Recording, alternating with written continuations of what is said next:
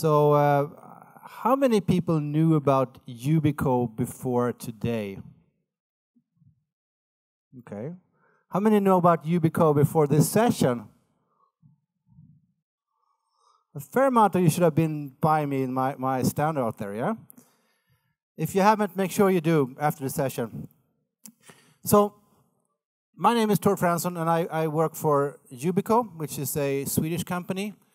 We were founded in 2007, and we are into two-factor authentication, or the second factor authentication. I'm going to lead you through why we think it's important to use the technology we have.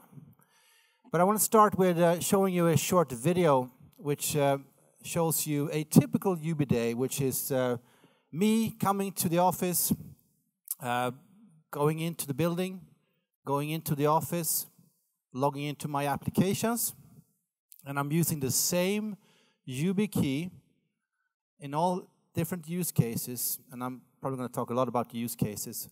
I have the physical access to the door from the street, I have access to the office, and I have login to my different applications. I'm using the same Yubi key, different ways to communicate, and different algorithms. So let's roll the video.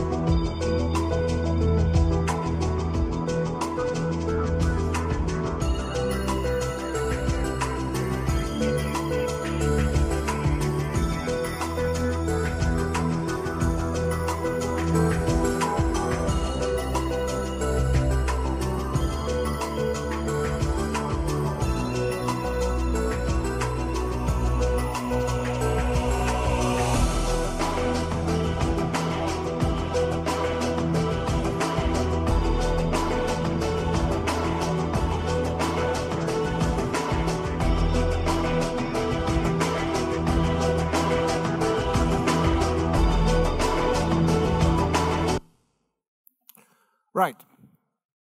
So, to repeat, what you just saw was me coming from the street. Did anybody notice the weather? It was snowing. This was in January. I held my Yubi key to the reader, and this time it was something called My Fair Classic, a communicated with reader. Once I was up at the office, again I held the key to my reader, and this time it generated a one-time password which was validated by the service and deemed correct, so I was granted access. And then I logged into my computers. And I'm using something called LastPass.com. How many people are here knows what LastPass is? A couple of you guys. So LastPass.com is a password management tool. And the reason this company exists is because, for the most part, when you log into the internet, you log in with username and static passwords. And you end up having loads of different username and passwords for various sites. And there's a tendency that sometimes you use the same password for multiple sites.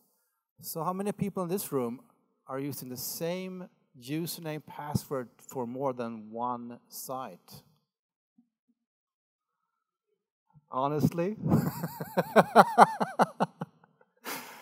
So, it's a very common problem, because we're just human beings. We cannot remember. So what LastPass is doing is solving that problem. So I'm using LastPass. I have somewhere between 60 and 70 different sites that I log into. And I remember 3 passwords. I remember my LastPass password. I remember my iTunes password, because I'm a Mac user. And I remember my computer login. All the other passwords, I have no idea. They're unique, they're long, they're random. And they are managed by LastPass.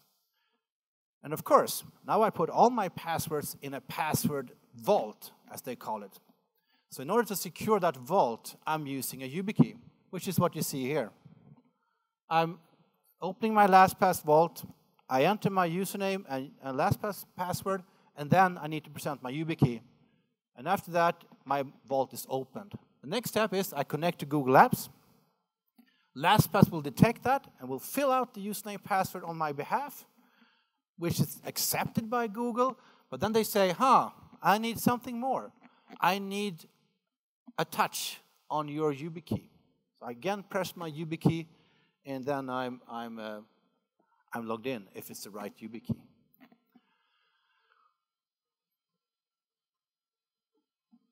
So I've already said it, but let's make its claim again. The static password is broken. It can be reused. It can be phished. It can be keylogged. And for you who are interested, there are 2 links here on the bottom, if you can read them. These links does not point to any real science per se, but they're kind of interesting to give you an idea of if you're using static passwords, what do you need to do to increase your security? And one simple truth about static passwords is that the longer they are, the more difficult it is to crack them or brute force them. A short password which is complex versus a long password which is easy. It's actually better to have a long password. But you will find some of these facts out if you go to these sites. But a static password can be reused. We already know that. We're reusing our passwords. We're using passwords that can be phished. I can be lured into going to a website which I should not go to, and I hand out my password. I think it's the right site, but it's not. And I can have Trojans and viruses, of course.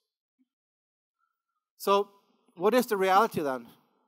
Yeah, well, this is pretty much, this is pretty much what it is today. If the whole market, if the whole population of users are split into 2 parts, the have and the have not. The have, they have something for 2-factor authentication, for strong authentication.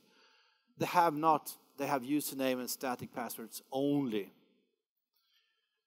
So our goal here, of course, as Yubico is to address the whole market. On the left-hand side, it's kind of easier to sell because we know these customers and users, they know that they need a 2-step verification, a second factor. To get people on the right. It's 2015. And 2015 and you don't have anything for 2-factor authentication. Chances are that it's going to be a hard sell. You have to educate these people first. And I'm not going to show you any examples of real hacks, but if you Google on attacks that are happening in this world, a big majority of them are possible to achieve because of poor password security. Think about why Snowden was so successful getting access to all these documents. It's poor password security. This is another way to look at the market. And this is where you should think a little bit, because on the existing market, that is users and servers that are adequately secured, it's a small part of the total population. There are some 3 billion users on the internet today. Most of them have no security. That is, they only have username and static passwords. And if you are in this part, that means that you're actually vulnerable from attack from any of the other 3 billion users because your account is only protected by a username and static password. The same goes with servers. If the server security is only based on a username and static password, it's not perfect. So what is our vision? Well, Yubico is a company who is, first of all, we are a hardware company. You see our key. This is our digital key. This key has the form factor of a physical key. It has no batteries, no moving parts, no display. It's built to last. It's a molded design, so it's waterproof and dustproof. I got a question the other day about IP classifications. Do you have IP68 classification? And I said, no, but let me check it. So I checked it, and it turns out that IP68 classification is something that we would get in a flash, because it says that you should be able to sustain water for under 1 meter below for some period of time or something like that. We've had customers dropping our keys from 30 meters down in the water. They go through washing machines and stuff, and it still functions. So yes, we are IP classified, but not officially. We do work with many cloud services out there. We work with many VPN products. We work with many authentication services. We also have an extensive open source available on our website. So we are an open source company by heart. You can go to developers.yubico.com and you can find all the open source projects that we are supporting. They're also on GitHub. So you can do things like logging into your website, you can log into your Windows PC, you can do your VPN login, log into your cloud services. And you can pretty much use the same key for all your different use cases. So why is this important? Well, this is the Neo key. The Neo key is a multi-protocol key. It supports a range of protocols. Traditional one-time passwords, OTPs. How many people here are using one-time passwords when you log into your sites? Okay. PKI, public key infrastructure. How many are using PKI? PGP, to encrypt your email. Yeah, hands up. Oh, good. Encrypt your emails, checking codes, SSH logins, and whatnot. And last but not least, static passwords. How many are using static passwords? So you can actually program this key with a string, a static password. And if I just said that the static password is broken, what has that to do with our products? Well, the fact is that if your use case is that the only way to log into a site is by a username and a static password, that's unfortunately a fact of life. So what you can do with our keys is that instead of the user having a 10-character long password, he can have a 40-character long password. And you put 30 characters in the key and 10 characters in the head. So you type in 10 characters, push the button, the rest of the 30 characters are presented to the service. Is it secure? Oh, questionable, but at least it makes it the bar a little higher. And the brute force attack is impossible. For a 40-character long key will take, I don't know how many trillion years to brute force. And then the key also can communicate over USB as well as over NFC near-field communication.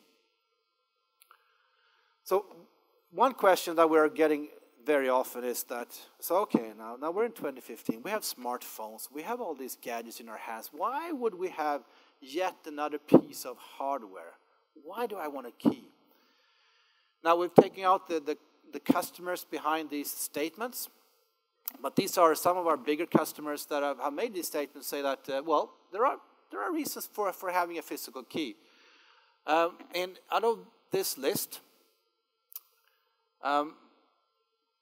this is probably the most security conscious one. Customers require hardware, secure hardware for privileged accounts.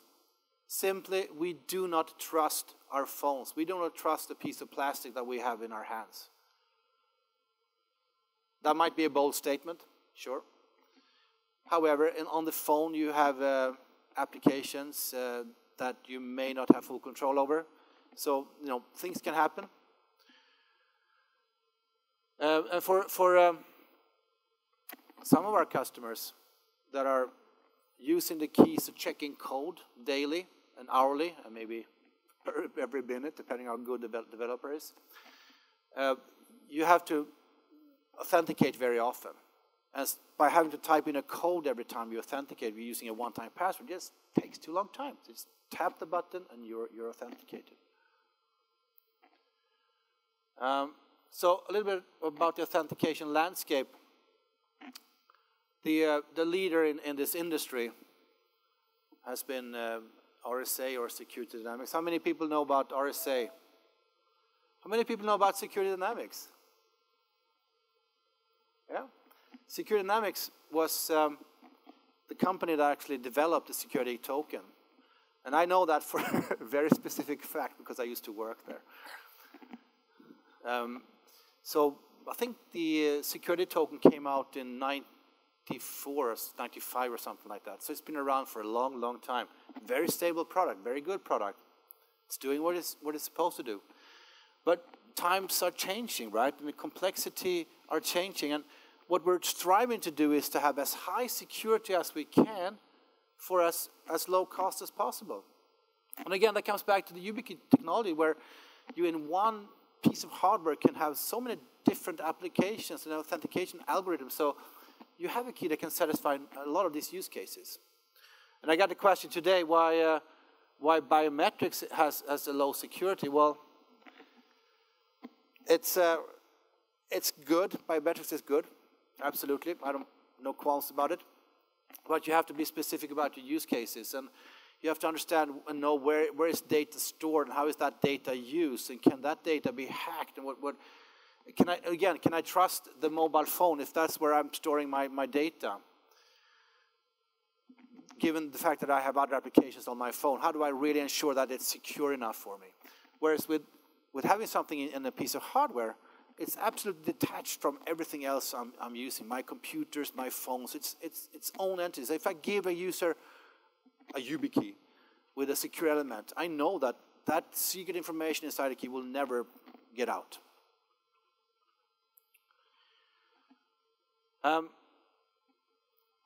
U2F, universal second factor. How many have you heard about U2F? Yeah, a few of you. So there's a move in this industry, in my industry, around authentication. It's been there for a long time that we have introduced new algorithms over time, whereas OTP was very old, and we have PKI, we have PGP, there's a number of authentication standards. U2F, universal second factor, is the newest standard. It was released by the FIDO Alliance in October. I'll come back to the FIDO Alliance. The good thing with this standard, it makes it very easy for me as a user. When I want to log in to Google Apps, I enter my username password. If it's the right username password, I get prompted for my two-step verification. I tap the key, and I'm logged in. It's that simple. And I can use the same key to enroll to multiple services. So it's also, from a privacy perspective, very, very secure. And what maybe most important is that it protects me against man-in-the-middle attacks. So whenever you want to log in, there's a challenge response that goes all the way from this, there's called relaying party, in this case Google Apps, all the way down to the key and back. So if there's something in the middle trying to take over your session or lure you into somewhere you should not be, it's not possible. That's built into the protocol. Yes, sir.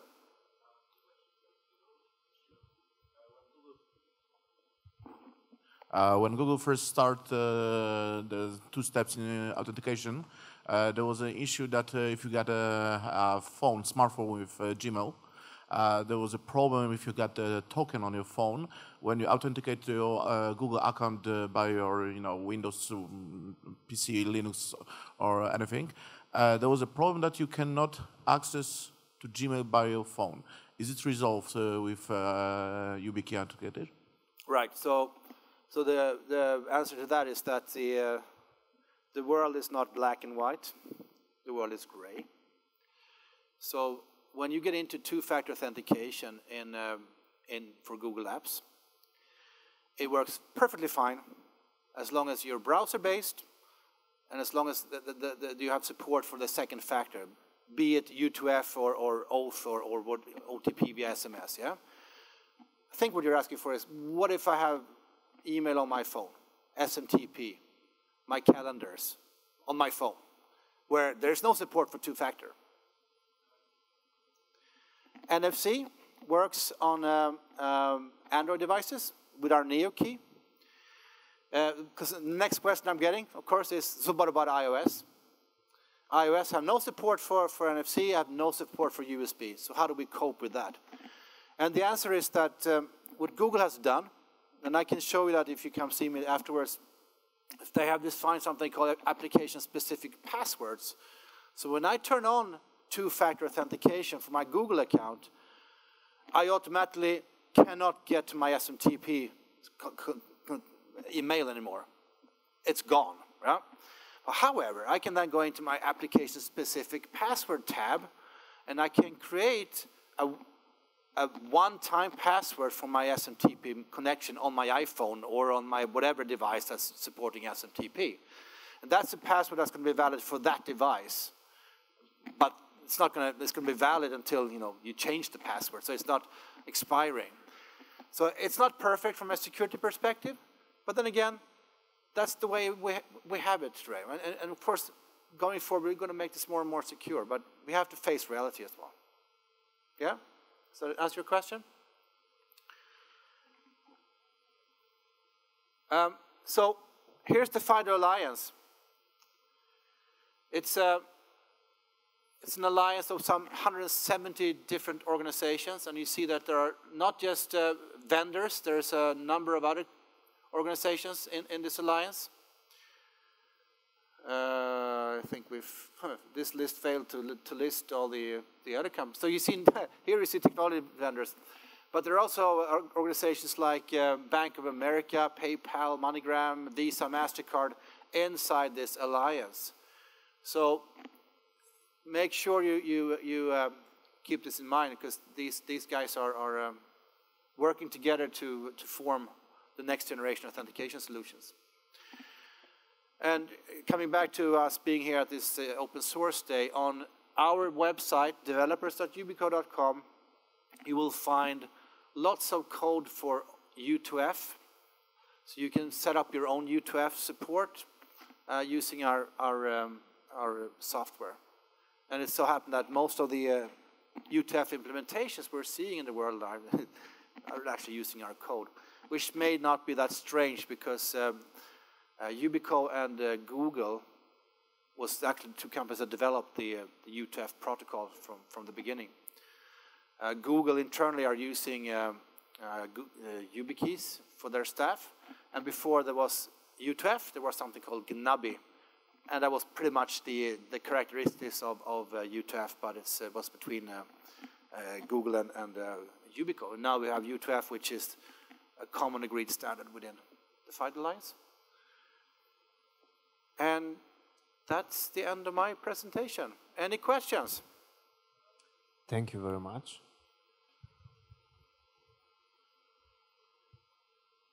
I got two simple questions. First question is, what are you going to do if we stole the key? Yeah. So if somebody stole the key, and what we can do if we lost the key? Right. So so first of all, this is a key, and it's like having your physical key. So what do you do if you lose your physical key? You call the locksmith, you change your locks. Yeah. What do you do if you lose this digital key? Well, if you have the key on your key ring and you lose your key ring, probably you realize that, oh, I lost my key ring. So consequently, I've lost my YubiKey. So what you do, depending on the service, like if I speak from the cloud services, if it's a Google Apps service, you log into your Google account, or your administrator logs into your account or helps you to just remove the link between your account and this enrollment, and bam, that's it. That key is no longer useful at all. If you only have one key and you lose your key, then you can revert to one of the other methods. Like Google Apps, they support the Google Authenticator, they support OTP via SMS, you can even have backup codes, right? So that's the fallback you have to do. So either if you lose the key or if it breaks, I mean, the back-end system has to support how you recover from that situation. If it's LastPass, you can enroll up to 5 keys. So if I lose one key, I just take the second key. In my own case, right today I have 3 or 4 or 5 keys enrolled to Google and LastPass, so I can show different scenarios. Yeah? More questions? Yeah.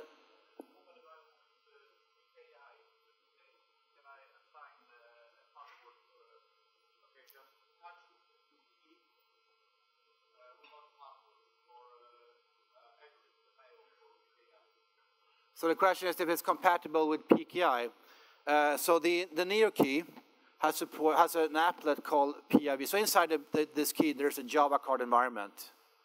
And there's a PIV applet that can be used. And that's what Microsoft supports out of the box. So you can absolutely generate a public-private key pair on the key. It's PKCS11, so no, it's conforming to all standards, and just use that to SMIME or Windows login or whatever PKI scenario which is compatible. Yeah, was the question over there somewhere?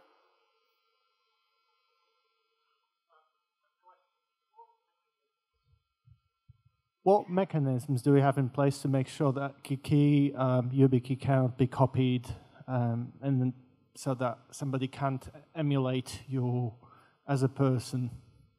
Okay. Again, I'm coming back to my use cases. Sorry. It depends on the use case. It depends on the protocol you're using. If we're talking PKI, if we're talking U2F, the private keys are inside the secure element and can never be copied out. It's physically impossible, yeah? You can't do that. With PKI, though, there are two ways you can do it. You can do it the right way, and you can do it the not so right way. The right way is to have the key generate the key pair itself, which means the private key will never leave the key, will be generated inside the key, and will never leave the key. However, many organizations have a key management system where I generate my key pairs in a service, and I load the private key on the device. You can do that, we support that, but in that case, it's up to you to manage the private keys. And if you want to clone a key in that point in time, of course you can do that. It's outside of our control. Yeah? U2F, it's impossible, because with U2F, the first time you use the key, it generates its own secret that's inside the secure element, and you can never get that out. And based on that secret, all the other keys are generated. So it's going to be absolutely impossible to clone a key. And when it comes to OTP, there's the same thing. I mean, if you buy default program keys from Yubico with our Yubico algorithm, they're going to be programmed with a private key, secret key. And that same key is going to be stored in the so-called UbiCloud service, protected by hardware security modules, HSMs, so everything's stored and protected by hardware. If you decide to create your own keys, manage your own secret keys, of course, it's up to you. You can have a database with all your secrets that you can copy to how many keys you want to. So it's up to how you set it up. Does that answer your question? Is the question here?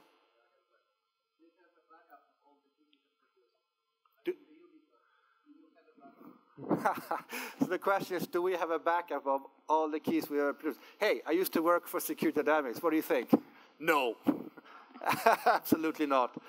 Absolutely no. So I mean, we have customers coming to our process, production process, to check them out. No, we don't.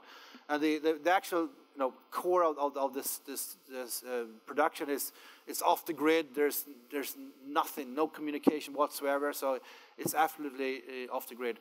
And even if which we do for customers, we do have scenarios where we actually program the keys for Yubico's OTP or for Oath, OATH. We do that on behalf of customers, because if the volumes are big, customers don't want to program themselves because it takes too long time. Yeah. So we have a process where we can do that in our factory, and we have an HSM, a UBHSM connected to that system.